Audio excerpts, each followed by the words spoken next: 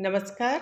मैं हूँ अर्चना चौधरी, हिंदी प्रवक्ता, और आज हम करेंगे कक्षा 10वीं की एनसीईआरटी की पुस्तक कृतिका भाग 2 का दूसरा पाठ जॉर्ज पंचम की नाक, जिसके लेखक हैं श्री कमलेश्वर जी। बच्चों, कमलेश्वर जी कहते हैं कि दिल्ली में आकर उन्होंने राजतंत्र और क्रूर राजनीति में पिसता हुआ व्यक्ति देखा है, और इस तंत्र यानी सिस्टम का जो शिकंजा है इतना मजबूत है कि कोई भी व्यक्ति इसे तोड़ नहीं सकता। जब लेखक ने ये पाठ लिखा उस समय वे टेलीविज़न में नौकरी करते थे, परंतु चूंकि उन्होंने इस पाठ में हमारे सिस्टम यानी जो भ्रष्ट राजतंत्र है उस पर व्यंग्य कसा था, इसी कारण उन्हें इतना परेशान किया गया कि उन्हें अपनी नौकरी छोड़नी पड़ी। जॉर्ज पंचम की नाक पाठ हमारी गुलाम मानसिकता पर व्यंग्य कसता है। इसमें बताया है कि आज कागजों में तो हम 15 अगस्त 1947 को आज़ाद हो गए थे, परंतु अब भी हम मानसिक रूप से अंग्रेजों के गुलाम हैं। उन्हें खुश करने के लिए किसी भी हद तक जा सकते हैं। पाठ जॉर्ज पंचम की नाक शुरू करने से पहले हम ये जानते हैं कि जॉर्ज पंचम कौन थे, और एलिजाबेथ द्वितीय, जिनका भारत भ्रमण का वर्णन इस पाठ में किया गया है, उनके साथ इनका क्या संबंध था। बच्चों, जॉर्ज पंचम प्रथम ब्रिटिश शासक थे और एलिजाबेथ द्वितीय ये लंदन में जॉर्ज ड्यूक षष्ठम यानी जो 6th थे और राजमाता एलिजाबेथ द्वितीय की पुत्री थी। तो इस प्रकार से ये दोनों ही जॉर्ज पंचम और एलिजाबेथ द्वितीय एक ही राजघराने से संबंधित थे। तो शुरू करते हैं पाठ जॉर्ज पंचम की नाक। बच्चों, रानी एलिजाबेथ द्वितीय अपने पति फिलिप के साथ भारत, नेपाल और पाकिस्तान का दौरा कर रही थी।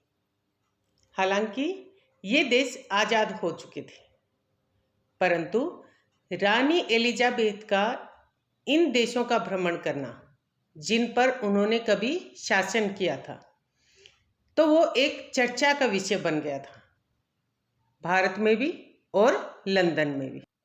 रानी इस दौरे पर क्या पहनेंगी, क्या खाएंगी, कहाँ रहेंगी, इन सब पर तो रोज अखबारों में खबरें छपती ही थी, बल्कि यहाँ तक कि रानी के नौकरों, बावर्चियों, अंगरक्षकों के बारे में भी विस्तार से अखबारों में छपता।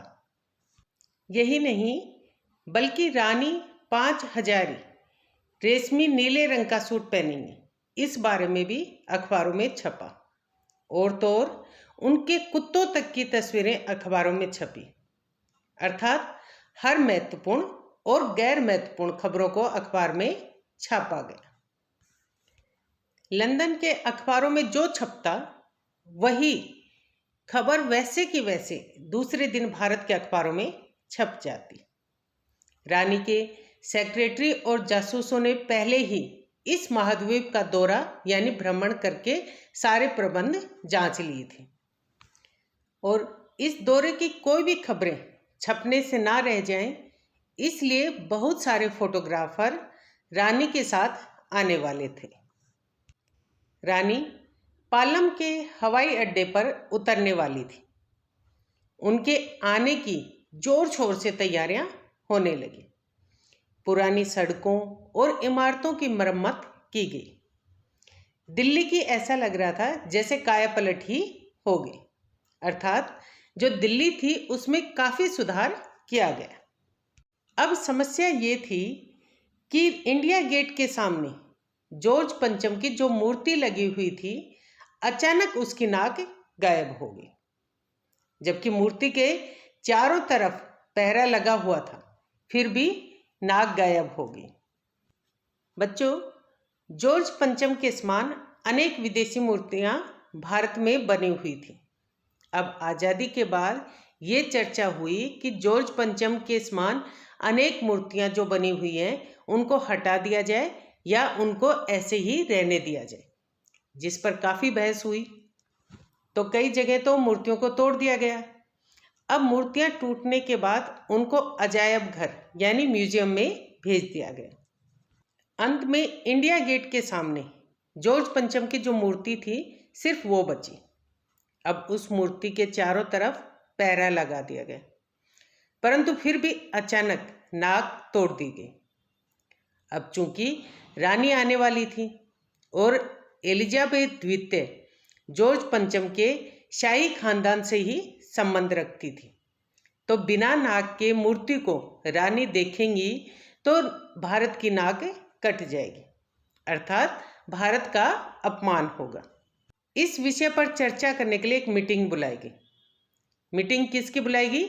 जो भारत को अपमानित नहीं करना चाहते थे, ऐसे राजनेताओं की। अब मीटिंग बुलाएगी और निर्णय लिया गया कि नाक लगवाई जाए। तुरंत मूर्तिकार को बुलाया गया और नाक लगवाने का उसे आदेश दे दिया। अब मूर्तिकार ने हामी भर दी कि वह नाक लगा देगा, परंतु उसकी एक शर्त है कि नाक किस पत्थर से बनी है ये बता दो।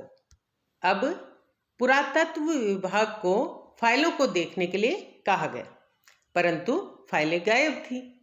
तो मूर्तिकार ने सुझाव दिया कि वह देश के हर एक पहाड़ पर जाकर पहाड़ के पत्थर को देखेगा और जो इस मूर्ति के नाक से मिलता हो उस पहाड़ के पत्थर को लाकर नाक बनाकर मूर्ति पर लगा देगा। परंतु देश के सभी पहाड़ों के पत्थरों की जांच करने पर पता चला कि नाक का जो पत्थर है वो विदेशी है। सभापति को गुस्सा आ गया, तो उसने कहा कि हम भारतीयों ने विदेशियों की हर एक चीज को अपना लिया, तो फिर विदेशी पत्थर भारत में क्यों नहीं आया। यानी वो कहना चाहते थे कि जब हर चीज भारत में आ गई विदेशों की, तो भारत में विदेशी पत्थर को भी लाना चाहिए था। बच्चों, यहाँ भारतीयों के विदेशियों के अंधानुकरण पर व्यंग्य किया गया, अर्थात जो भारतीय हैं वो बिना सोचे समझे पाश्चात्य संस्कृति का अंधानुकरण करते रहते हैं। फिर मूर्तिकार ने सलाह दी कि हमारे देश के जो नेता हैं उनकी मूर्ति की नाक काटकर जॉर्ज पंचम की नाक पर लगा दी जाए, परंतु साथ में उसने ये भी चेतावनी दी कि ये खबर अखबार में नहीं छपनी चाहिए। बच्चों, अगर ये खबर अखबार में छपती तो हमारे देश के जो लोग हैं, जनता है, उनकी भावनाओं को ठेस पहुंचती, इसलिए उसने ये खबर अखबार में नहीं छपने की सलाह दी। इस पर मीटिंग में उसे इजाज़त यानी परमिशन दे दी गई। दिल्ली से लेकर बम्बई, बिहार से लेकर उत्तर प्रदेश, यहाँ तक मूर्तिकार घूमा, परंतु सभी मूर्तियों की नाक जॉर्ज पंचम की नाक से बड़ी थी। फिर सन 1942 में जो शहीद हुए थे बच्चे, उनकी मूर्ति की नाक का नाप लिया गया, यहाँ तक कि बच्चों की नाक भी जॉर्ज पंचम की नाक से बड़ी थी। बच्चों, जो नाक है उसका मतलब है सम्मान, अर्थात हमारे जो देशभक्त हैं उनका सम्मान जॉर्ज पंचम के सम्मान से अधिक था। अब क्योंकि कोई नाक नहीं मिली तो फिर सभा हुई और मूर्तिकार ने फिर सलाह दी। उसने कहा कि किसी जिंदा व्यक्ति की नाक लगा दी जाए। अब सलाह पर अमल करने का आदेश दे दिया गया, अर्थात जिंदा व्यक्ति की नाक लगाने का आदेश मूर्तिकार को मिल गया और पूरी पहरेदारी में नाक लगा दी गई। परंतु अखबारों में इस बारे में कुछ भी नहीं छपा, सिर्फ इतना छपा कि नाक का मसला हल हो गया है। यानी उस दिन अखबार भी शर्मिंदा थे कि हम अभी तक गुलाम मानसिकता से उभर नहीं पाए हैं। आज़ादी के बाद भी हम अंग्रेजों की चाटुकारिता में लगे हुए हैं। बच्चों, ये जो पाठ है ये हमें बताता है कि किस प्रकार हम आज़ादी के बाद भी गुलाम मानसिकता के शिकार हैं। हम अपने देशभक्तों को सम्मान देने की बजाय जिन लोगों ने हम पर अत्याचार किया उनके सम्मान में जुट जाते हैं। साथ ही ये जो पाठ है वो अधिकारियों की जो कार्य प्रणाली है अर्थात काम करने का जो ढंग है उस पर भी व्यंग्य करता है। तो बच्चों, ये था पाठ जॉर्ज पंचम की नाक का सार। उम्मीद है आपको ये पाठ समझ में आ गया होगा।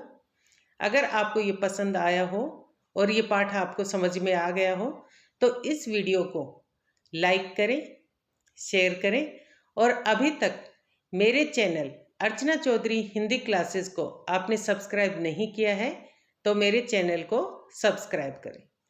धन्यवाद।